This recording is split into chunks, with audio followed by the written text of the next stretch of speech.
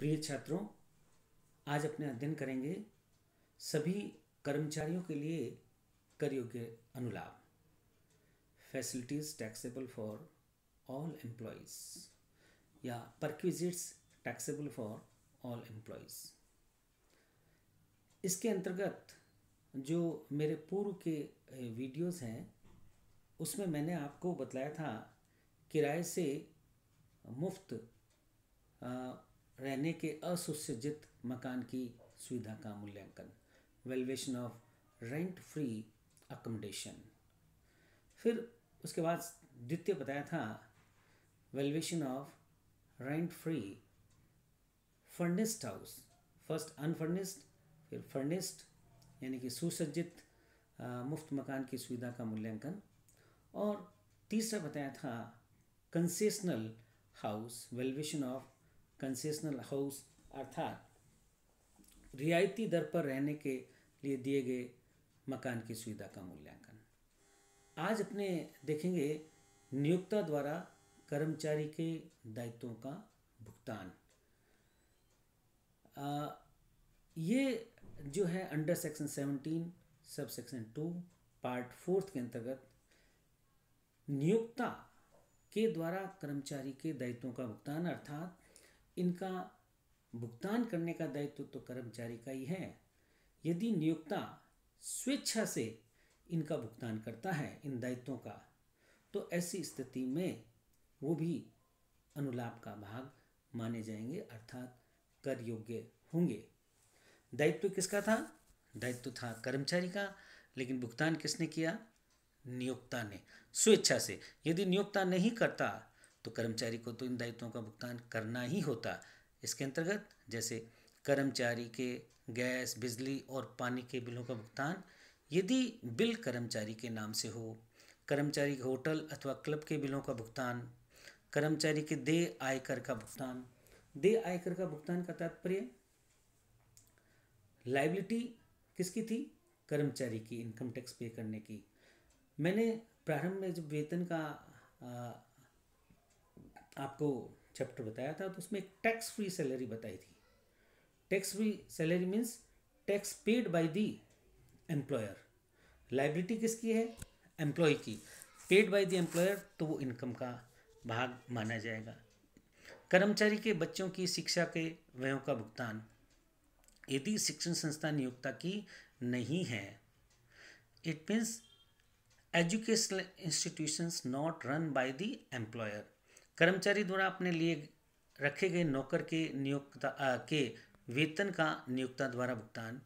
अन्य कोई भी भुगतान यदि बिल कर्मचारी के नाम से हो, हम भुगतान नियोक्ता द्वारा किया जाता है। अर्थात ये ऐसी लायबिलिटीज जिनका भुगतान नियोक्ता द्वारा स्वेच्छा से किया जाता है, तो वो सभी जो है कर योग्य होंगे अर्थात अनुलाभ का भाग माने जाएंगे। फिर अगला बिंदु है कर्मचारी के जीवन बीमा या वार्षिकी के लिए चुकाई गई राशि। लाइफ इंश्योरेंस प्रीमियम, LIC जिसे आप कहते हैं, उसकी प्रीमियम का भुगतान करने का दायित्व कर्मचारी का स्वयं का है, लेकिन नियोक्ता ने उसका भुगतान किया है प्रीमियम का, तो वो अनुलाभ का भाग मानी जाएगी। अब इसके अंतर्गत जो बात है वो विशेष रूप से समझनी है। यदि नियोक्ता ने दुर्घटना बीमा प्रीमियम, चिकित्सा बीमा प्रीमियम, कर्मचारी राज्य बीमा प्रीमियम, चरित्रता बीमा प्रीमियम का भुगतान किया है तो ये कर योग्य नहीं होगी। चल संपत्तियों का उपयोग, use of movable assets, computer एवं लैपटॉप को छोड़कर, यदि कोई नियोक्ता अपने कर्मचारियों को चल संपत्तियों का उपयोग करने का अधिकार देता है, संपत्तियों का स्वामी नियोक्ता होने पर, अर्थात ऑनर कौन हो? एम्प्लॉयर, तो उस कंडीशन में हम आपकी सुविधा का मूल्य कितना मानेंगे? वास्तविक लागत का 10%, 10% of the original cost will be considered use of movable assets यानी कि वैल्यू ऑफ परक्विजिट्स। यदि नियोक्ता ने आपको संपत्तियों का उपयोग करने का अधिकार दिया, लेकिन वो संपत्तियां किराए पर ली है, तो उस स्थिति में नियोक्ता ने जो किराया चुकाया है वो ही सुविधा का मूल्य माना जाएगा। यदि कभी नियोक्ता अपने कर्मचारी से किसी प्रकार की कोई राशि वसूल करता है इसके संबंध में, तो उतनी राशि जो कर्मचारी से वसूल की गई है वो उक्त मूल्य में से घटा दी जाएगी, शेष राशि ही टैक्सेबल होगी। It means any amount recover from the employee, then that will be deducted from the above amount and the remaining will be taxable। चल संपत्तियों का हस्तांतरण, देखिए उपयोग और हस्तांतरण यानी कि आपके नाम से वो कर दी गई चल संपत्तियां मूवेबल, तो इसमें विशेष रूप से बात है कि कितना हम सुविधा का मूल्य माने।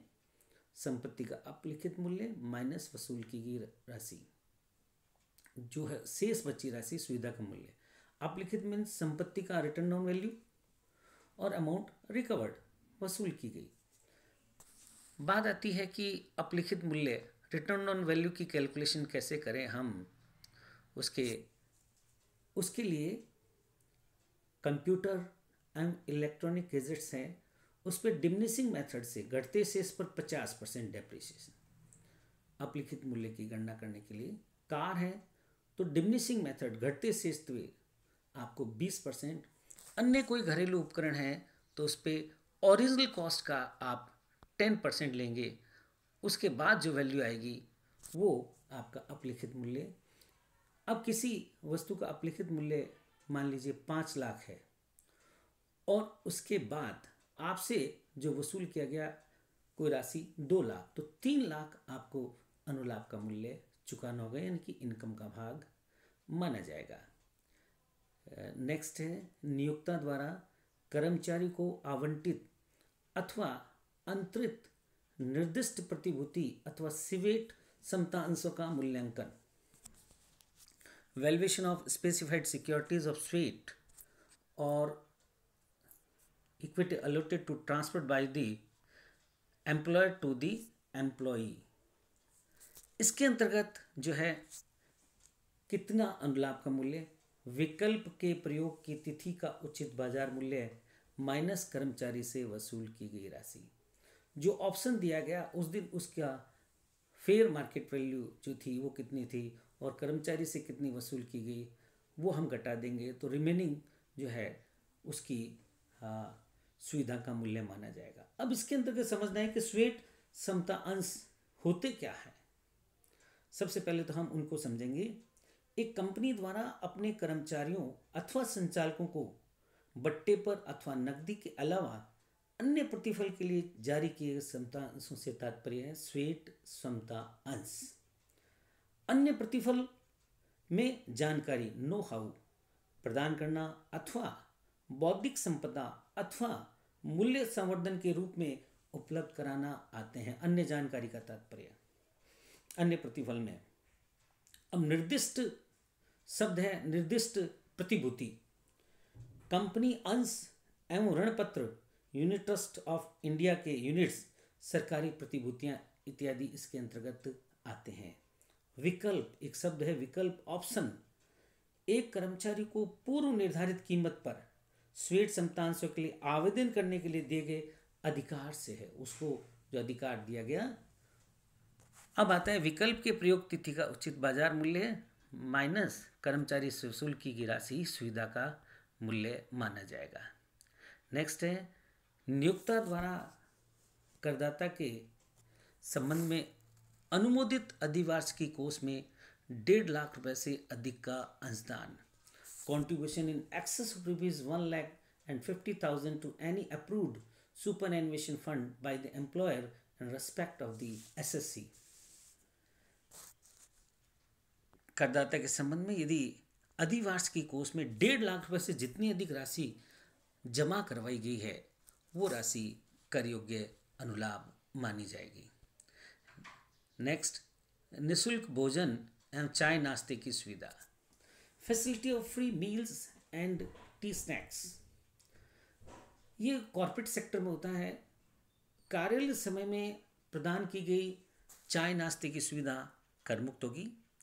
दूरस्थ क्षेत्र अथवा समुद्र तट से दूर कार्यस्थल पर मुफ्त भोजन की सुविधा कर मुक्त होगी। कार्यालय समय में दी गई भोजन की सुविधा 50 रुपये प्रति भोजन तक कर मुक्त, प्रतिदिन 50 रुपये प्रति भोजन प्रतिदिन तक कर मुक्त। यदि इससे अधिक का आपको भोजन करवाया जाता है तो वो कर योग्य होगा। तो चाय नाश्ते की सुविधा कार्यालय समय में दी गई, कर मुक्त। दूरस्थ क्षेत्र में अथवा समुद्र तल से दूर कार्यस्थल पर मुफ्त भोजन की सुविधा, कर मुक्त। कार्यालय समय में दी गई मुफ्त भोजन की सुविधा 50 रुपये प्रति भोजन तक, कर मुक्त। नेक्स्ट, अवकाश के दौरान यात्रा, पर्यटन, आवास एवं अन्य व्ययों का नियोक्ता द्वारा भुगतान अथवा पुनर्भरण, पेमेंट और reimbursement of expenses by employer on travelling, touring, accommodation and other expenses during holidays.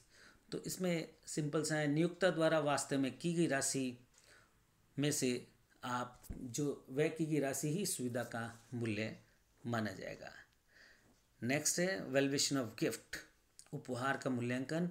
यदि नियोक्ता अपने कर्मचारियों को किसी प्रकार का कोई उपहार देता है तो उस स्थिति में उपहार, वाउचर अथवा टोकन का मूल्य, उसमें से 5,000 रुपये हम घटा देंगे, शेष राशि कर योग्य की। अर्थात 5,000 रुपये तक का कोई उपहार दिया जाता है तो वो कर योग्य नहीं होगा। यदि उपहार नगद में या ऐसे प्रपत्र के रूप में दिया जाता है जिसके बदले रोकड़ प्राप्ति की जा सकती है, ऐसा उपहार कर योग्य होगा। उदाहरण स्वरूप गिफ्ट चेक। क्रेडिट कार्ड की सुविधा का मूल्यांकन, valuation of perquisites in respect of credit card. Credit card हम लोग उपयोग करते हैं, लेकिन उस क्रेडिट कार्ड का सुविधा का मूल्यांकन कैसे करें?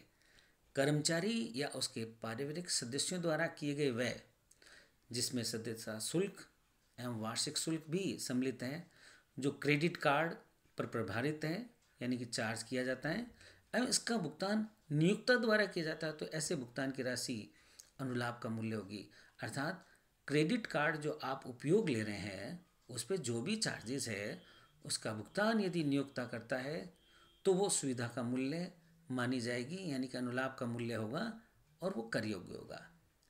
क्लब की सदस्यता एवं क्लब के व्ययों का भुगतान, valuation of club membership, club expenditure.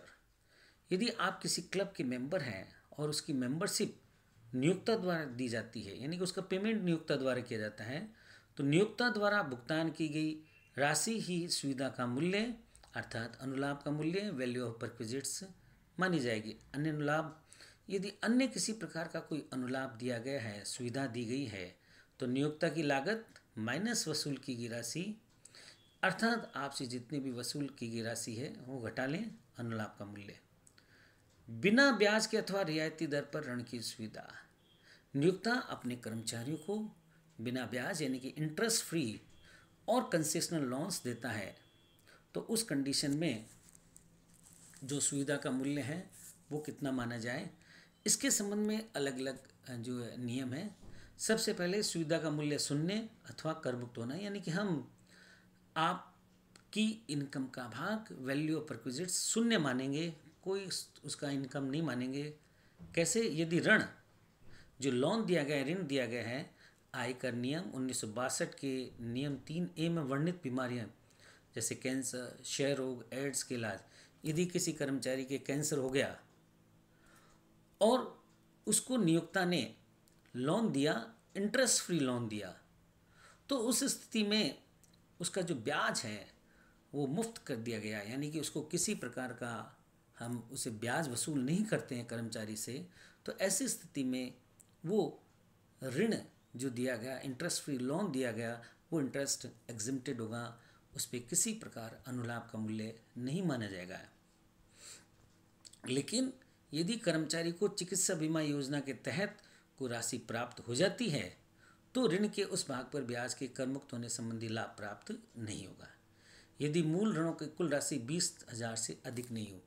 अर्थात किसी कर्मचारी को इंटरेस्ट फ्री लोन दिया गया 18,000 और उसे उस पर ब्याज की वसूली नहीं की गई, तो 20,000 से कम होने पर सुविधा का मूल्य शून्य होगा, यानी कि यदि कोई नियोक्ता अपने कर्मचारियों को 20,000 से कम का, अर्थात 20,000 से अधिक का नहीं, कम का लोन देता है और उस पर ब्याज की वसूली नहीं करता है, तो वो इंटरेस्ट फ्री लोन कर मुक्त होगा। सुविधा का मूल्य उसमें शून्य होगा, किसी प्रकार का कोई सम्मिलित नहीं किया जाएगा। यदि नियोक्ता अपने कर्मचारियों को जो ये इंटरेस्ट फ्री लोन देता है, तो उस कंडीशन में इंटरेस्ट की जो अमाउंट है वो कितनी होगी, किस दर से निर्धारित की जाए। इसके अंतर्गत SBI द्वारा जो निर्धारित दरें हैं उनकी एक मैंने आपको एक टेबल दी है। गृह ऋण पे कितना है, कार लोन पे कितना है, ये जो स्टेट बैंक ऑफ इंडिया द्वारा निर्धारित दरें हैं, उन दरों के हिसाब से हम ब्याज की गणना करेंगे और वो ही ब्याज की राशि आपके सुविधा का मूल्य माना जाएगा। Thank you.